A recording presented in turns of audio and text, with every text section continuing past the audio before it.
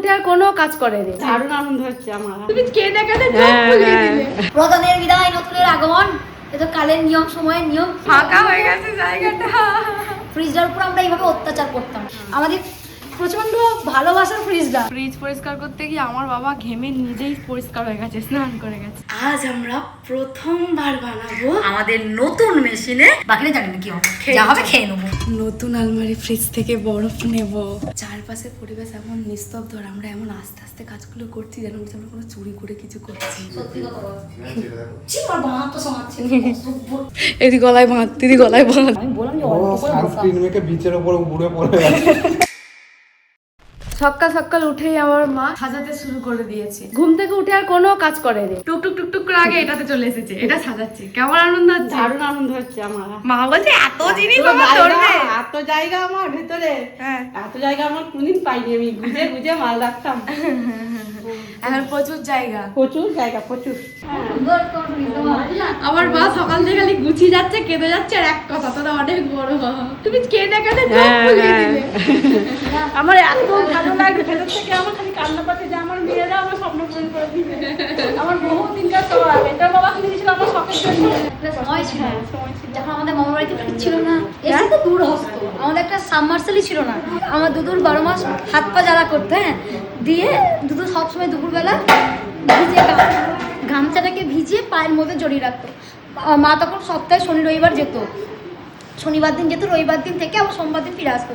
যদি আমার মামা বাড়ি থেকে আমার বাড়ি খুব হাঁটলি হলো আধ ঘন্টা। দিয়ে আমার মা যখন শনিবারে যেত, এক বোতল ঠান্ডা জল নিয়ে যেত দুধের জন্য। দুধ ওটাকে গামছার মধ্যে ভিজিয়ে পায়ের মধ্যে জড়িয়ে রেখে দিত। আমরা যখন একদম ছোট, তখন কারো বাড়িতে ফ্রিজ থাকলে সে অনেক বড় লোক, প্রচুর দাম, তাই না? একটা ফ্রিজ, একটা কালার টিভি থাকলে সে আমাদের কাছে খুব বড় লোক। আমাদের পাড়ায় একজনের বাড়িতে টিভি ছিল। আমাদের বাড়িতে আমরা যখন খুব ছোটো, তখন একদম ছোটো, তখন সাদা কালো টিভি ছিল। আর একটু বড় হতে মামা বাড়িতে কালার টিভি এলো। কিন্তু এমন তো অবস্থা আমার বাবারও ছিল না যে বাবা দুদুকে একটা ফ্রিজ কিনে দেবে। তো দুদু রকম ভিজে কাপড় জড়িয়ে রেখে দিত গোটা পাটা দুপুরবেলা, দিয়ে টেবিল ফ্যানটার কাছে পাটা রেখে দিত। কিন্তু আজকে ঘরে একটা ফ্রিজ ছিল, একটা ফ্রিজ এলো, দুধু তো নেই, দুধুকে তো দেখাতে পারে না। এই আক্ষেপটা না আমার মেটে না। মানে যাই কিনি মনে হয় দুধুকে তো করতে পারলাম না, দুধুর জন্য তো করতে পারলাম না, এটা আমি প্রকাশ করতে পারি না। ফ্রিজটা এসছে, ভীষণ খুশি, হ্যাঁ। তো আমি না আমার আনন্দটা প্রকাশ করতে পারছি। কোনো কিছু কিনলে না আমার মনে হয় দুধুকে তো দেখাতে পারলাম না। আমার জীবনে প্রচুর ভালোবাসার মানুষ আমার বাবা, আমার মা, আমার দাদু, আমার বুনি, আমার ভাইরা, রোহন, আমার ভালোবাসার মানুষ সবসময় আগলে রাখে, আমার বন্ধুরা। কিন্তু দুধুকে তো পাই না। সবার মধ্যে আমি খুঁজি যে দুধুর আনন্দটা দেখবো, এটা হয় না গো। এই আক্ষেপটা আমার মেটে না। যাই হোক, ভালো থাকলেই ভালো, সবাই ভালো থাকলে আমিও ভালো থাকবো। প্রধানের বিদায়, নতুনের আগমন, এ তো কালের নিয়ম, সময়ের নিয়ম। ফাঁকা হয়ে গেছে জায়গাটা।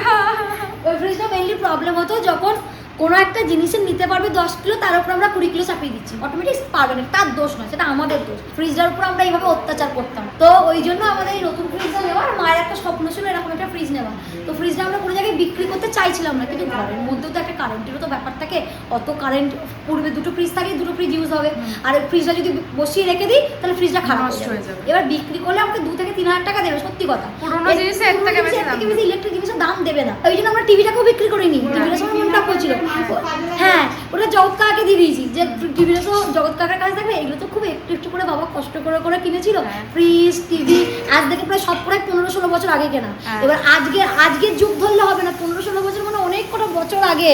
তখন পরিস্থিতি এটা ছিল না, পরিস্থিতি সম্পূর্ণ অন্য রকম ছিল। বাবা মা প্রচুর স্ট্রাগল করেছে, জীবনে প্রচুর স্ট্রাগল করেছে, দিয়ে এই সমস্ত কিনেছে। দিয়ে ওই জন্য টিভিটাকে আমরা জগৎ কাকার বাড়িতে দিয়ে দিয়েছি। আর যে ড্রেসিং টেবিলটা, ওটা আমি স্কলারশিপের টাকায় কিনেছিলাম, ওটা মন্টু কাকাকে দিয়েছি যে তোমাদের কাছে থাকলে জিনিসগুলো অন্তত ভালোবাসার মানুষদের কাছে থাকবে। আর এই ফ্রিজটা বুলবুলি মাসিকে দেবো। বুলবুলি মাসি আমার আর এক মা। আমি মামা বাড়িতে থাকতাম, ওই যে ওই একই কথা, রক্তের সম্পর্ক হলেই যে আপন হবে তা নয়। বুলবুলি মাসি আমার রক্তের কেউ নয়, কিন্তু আমার রক্তের মানুষের থেকে অনেক আমার আপন। আমার ছোটোবেলায় আমাকে খাওয়ানো শিখিয়েছে মাঝে। ছোটোবেলায় আমি ভীষণ বদমাশ ছিলাম, খালি ভালো মন্দ খাবো, ফল মূল মিষ্টি খাবো, ভাত মুড়ি খাবো না।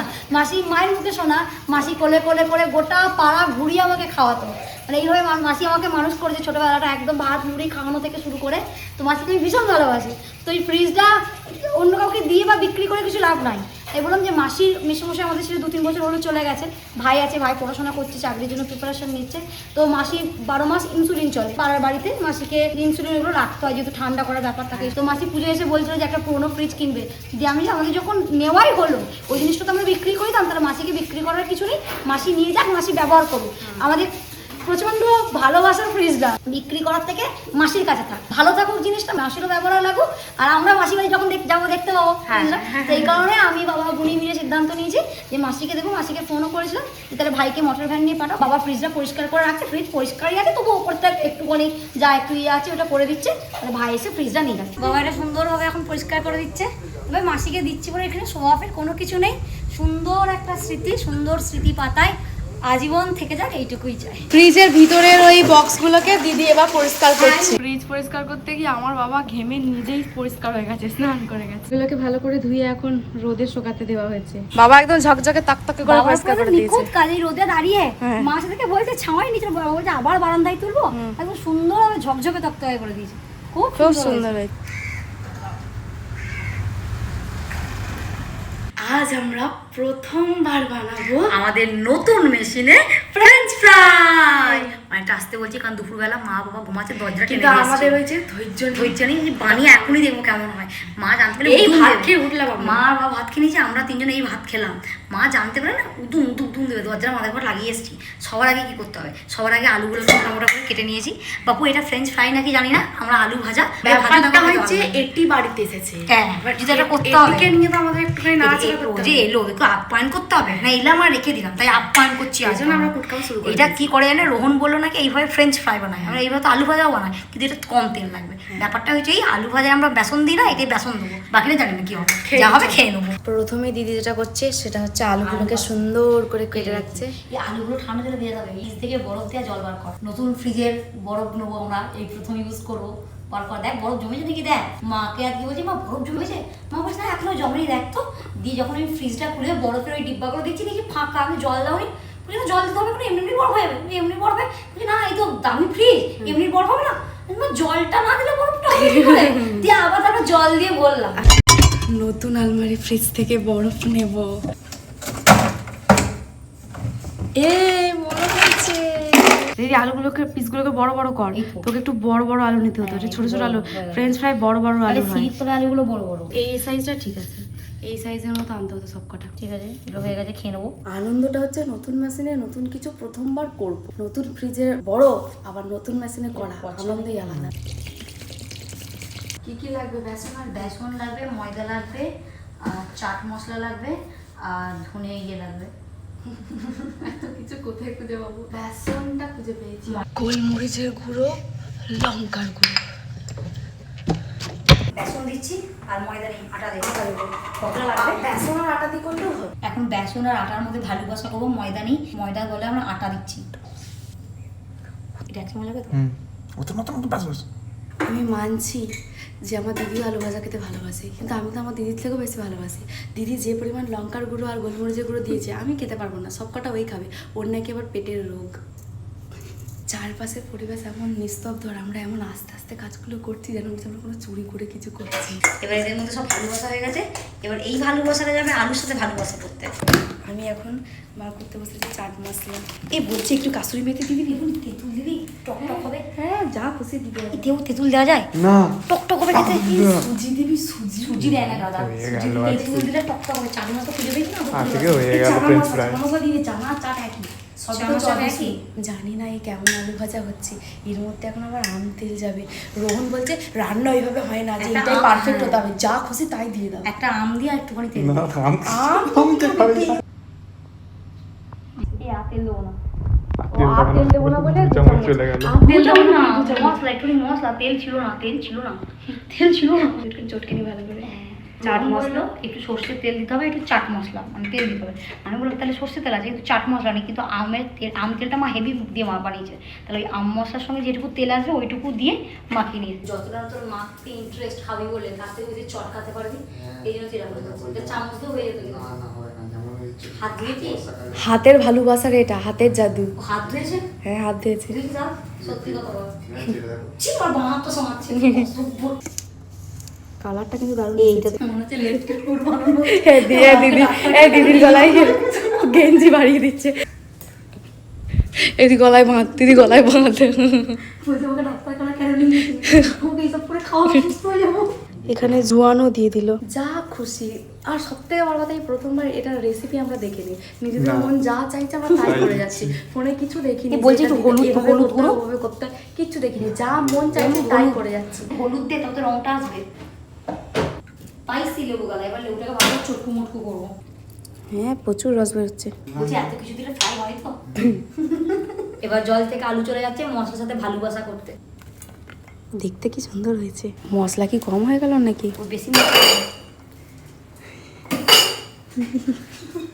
তুই বেসন দিয়ে দেবো? না কিছু দেবে না। গন্ডগোল হয়ে গেছে। আমরা ভেবেছিলাম যে পাউডার মতো লাগবে, কিন্তু এই রোহনের পাকামো ও দিয়ে দিয়েছে আম মশলা, আর আম মশলার জন্য ওটা মশলা মেখে গেছে, দিয়ে বেসনের গায়ে লাগছে না। ভগবান, আমার দিদির ওই তার লাগাতেই হয়ে যাবে। কি টাইট কেন এগুলো? কোন কাকু করেছে কাজ ভালো করে? কোন সুইচটা মারবো রে? সুইচ মারবো না, আগে এখানে কিছু দিতে হবে? না, আগে সুইচটা দে, তারপর এখানে দে। আগে দিয়ে দিয়ে সুইচটা দিয়ে দেবো? না, আগে ওটাতে আমি সুইচটা বলি দে। শোনো, আগে এইটা দিয়ে দিই, আগে এইটা দিয়ে দিই, তারপর সুইচ দেবে। ঠিকই তো, আগে তো এইটা ভরতে হবে ওর মধ্যে। আলুগুলোকে দেখা যাচ্ছে, এটা খুব ভালো লাগছে দেখতে। আমি ঠাই এর দিকেই তাকিয়ে বসে থাকবো, এটা কি হচ্ছে আমি দেখবো, এটা কিভাবে হয়। এটা নড়ছেও না চড়ছেও না আলুগুলো, কি হবে কেসটা? কিন্তু আলুগুলো নড়ছে না কেন? চু কিছুই তো হচ্ছে না, কিচ্ছু আবার তেল দিয়েছে, চুপচাপ শুয়ে আছে যে ওরা। এটা সেদ্ধ হচ্ছে। আমি বললাম যে ও অল্প করে বসা। সানস্ক্রিন মেখে বিচের উপর উড়ে পড়ে যাচ্ছে। বলছি সানস্ক্রিন মেখে পিচের উপর উল্টো পড়ে আছে। আমি বললাম অল্প করে দে, ওরা একবারে 500 আলু দিয়েছে। দেখা যাক কি অবস্থা। এ কি অবস্থা রে দিদি? কি হয়েছে? ফ্রেঞ্চ ফ্রাই আমাদের জন্য কাদা আলু হয়ে গেছে।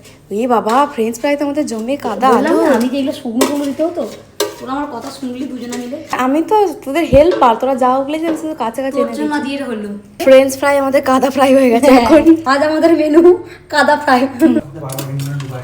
বাবা, এই অবস্থা হয়ে গেছে। ভালো যে লেবু একটু বিনুন যাবে। কাদা ফ্রাই হোক আর যাই হোক, এরকম করি নে। দিদিকে কেরাম হচ্ছে দেখাতেই হবে। এ কাদা হয়ে গেল। ঠিক আছে, এই যে ভালো হয়েছে। ভালো হয়েছে। চলো একটু বিনুন আর একটু লেবু রস দিব। এটা কাদা ফ্রাই হয়ে গেছে, পরের বার আমরা ফ্রেঞ্চ ফ্রাই বানাবো। পরের বার আমি দেখবো, আমি রোহনের কথা মানাবো না, পরের বার আমাদের ফোন দেখতে হবে, আমরা এবারে ফোন দেখিনি। রোহন আমাকে বললো যে এই দিতে হবে। আমি যেহেতু রেসিপি দেখেছে, এখন বলছে আমি তো রেসিপি দেখিনি, আমি মনের মতো করে যা পেয়েছি দিয়ে দিয়েছি। দিদি খেতে একটু কালা হয়েছে, ভালোই তৈরি। না জিনিসটা পাঁপড় হয়নি, কিন্তু ব্যাপারটা হয়েছে খেতে দারুণ হয়েছে, বেশ চটপাটা। খুব চটপাটা হয়েছে। মানে ঠান্ডা হতে হবে তো, দেখ ঠান্ডা হলে কিন্তু ক্রাঞ্চি ভাবে চলে আসছে। এটা আমাদের প্রপার হয়নি দিদি, যা বলে মনকে বোঝাস না কেন।